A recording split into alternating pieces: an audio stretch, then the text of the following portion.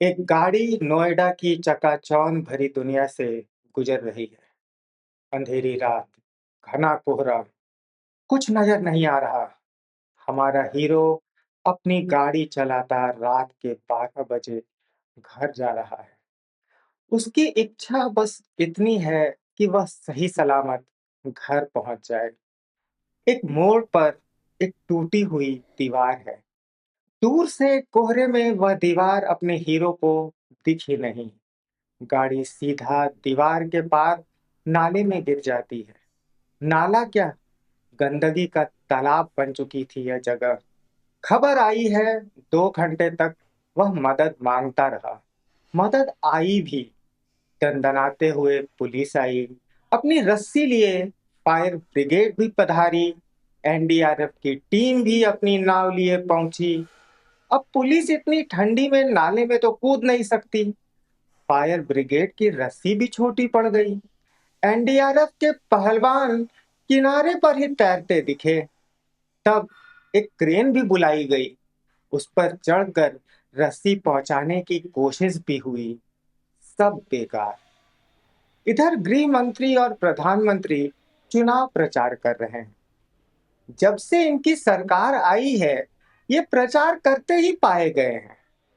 जैसे इनके चुनाव जीत जाने से दुनिया बदल जाएगी।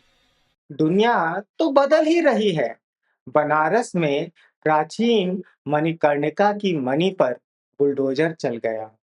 अहल्याबाई की मूर्ति भी तोड़ दी गई। जो सरकार जिस धर्म को खतरे में बता रही है, उसी पर हमला भी कर रही है। इस सरकार ने इतने नाम बदले, पीएमओ सेवा तीर्थ हो गया। इन लोगों को भी अपने अपने पद का नाम बदलकर चुनाव मंत्री और प्रचार मंत्री रख लेना चाहिए। निजीकरण कर देने से इन्हें लगा कि सब जनता कर लेगी, हम बैठकर मेवा खाएंगे। रेल से लेकर सेल, तेल से लेकर तीर्थ, सब निजी हाथों में सौंपा जा रहा है। सेवा की तो कोई भावना बची नहीं। अगर थोड़ी भी होती तो देश का युवराज यूं नाले में डूबकर मर नहीं जाता। अपने पिता की आंखों के सामने। निजीकरण का अर्थ होता है वैसी संस्था जो मुनाफा कमाए। मुनाफा कमाना क्यों जरूरी है? ताकि वह संस्था अपनी विधा में और रिसर्च एंड डेवलपमेंट कर पाए। तभी तो नए उत्पाद बाजार में आएंगे। पर हर काम पैसे के लिए नहीं हो सकता। जैसे प्यार, परिवार, हवा, पानी, शिक्षा, स्वास्थ्य। इस बात को एक उदाहरण से समझते हैं। क्या शिक्षा में रिसर्च एंड डेवलपमेंट की जरूरत है? हाँ है। पर क्या यह निजी हाथों में सुरक्षित है? आइए देखते हैं।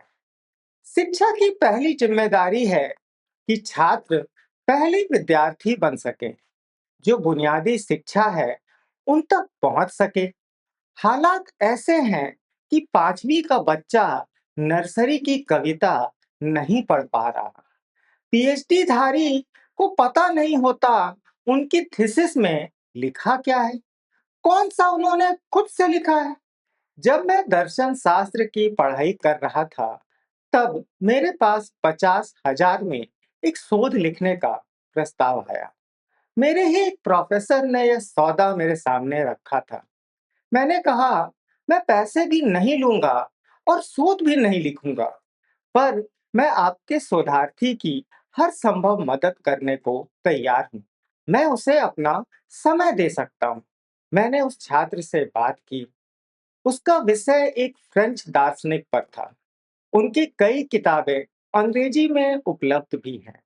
पर अफसोस, हमारे रिसर्चर को अंग्रेजी भी नहीं आती थी।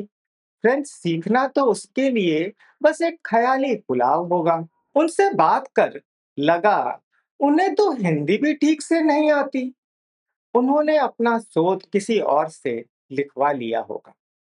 उन्हें प्रोफेसर बनना था, इसलिए जल्दी से बस डिग्री चाहिए थी। उसी विश्वविद्यालय से मेरी पत्नी भी अपना शोध कर रही थी। उसका शोध थीसिस प्रिंट भी हुआ, पर वह डिग्री लेने नहीं गई। उसने देखा था अपने सहपाठियों को प्रोफेसरों के घर में नंबर के लिए झाड़ू पोछा लगाते। हमने फैसला लिया, हम मिलकर अपनी बात कहेंगे। अगर शिक्षा का निजीकरण इसी रफ्तार से चलता रहा, तो डिग्री सबके पास होगी, पर पढ़ा लिखा शिक्षित दीक्षित कोई नहीं होगा। सोचिए, जब इतना आसान होगा प्रोफेसर बनना, तो क्या उनके ही बच्चे शिक्षित हो पाएंगे जो पढ़ा रहे हैं? नहीं हो पा रहे हैं, तभी तो भगदड़ में, ट्रेन से गिरकर, प्लेन में उड़कर, सड़क चलते, अस्पतालों में, स्कूलों में, यहाँ तक कि रसोई में गैस फट जाने से हम भारत के लोग ही मर रहे हैं। जो बचे हैं, अपनी बारी का इंतजार कर रहे हैं। सार्वजनिक शिक्षा का आधार मजबूत करना ही पड़ेगा।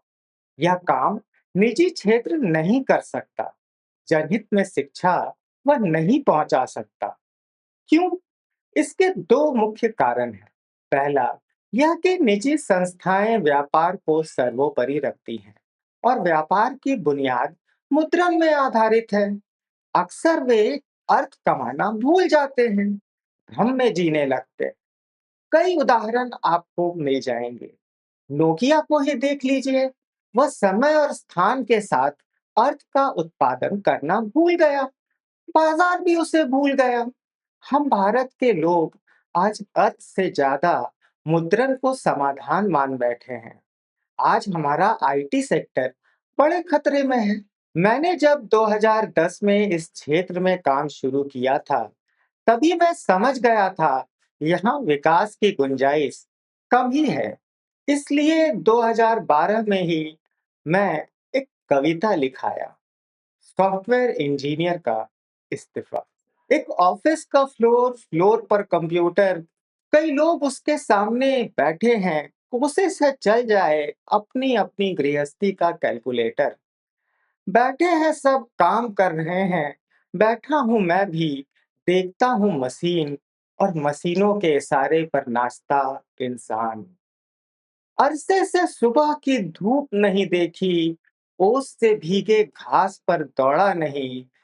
गुजर गए रात जब साफ खामोश हो, और खुले आसमान में चांद और बादल की शरारत नहीं देखी। नेचर के नजारे अब वॉलपेपर बन गए हैं। एक छोटे से डिब्बे में दुनिया सिमट गई है। दोस्ती और रिश्ते भी अब वर्चुअल बन गए हैं। फेसबुक, ट्विटर, इंस्टा पर जवानी से बचपन फंस गई है।